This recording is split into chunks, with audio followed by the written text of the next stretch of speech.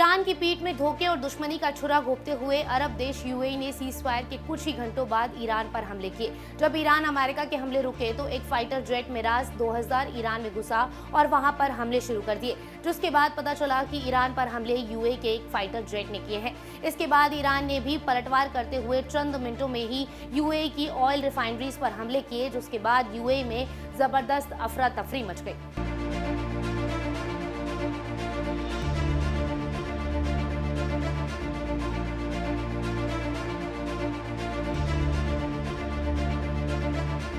जब पूरी दुनिया समझ रही थी कि मिडिल ईस्ट में जंग थम गई है, तभी ईरान की पीठ में छुरा घोंप दिया गया।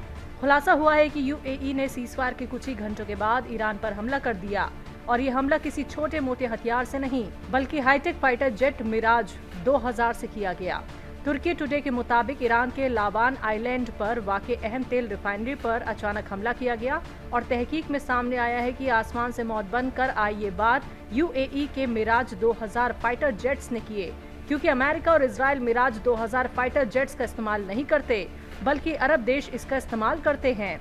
यानी जब अमेरिका और ईरान के बीच जंग रुकने की बात पूरी हो गई थी, उसके कुछ घंटों बाद ही पीछे से वार कर दिया गया।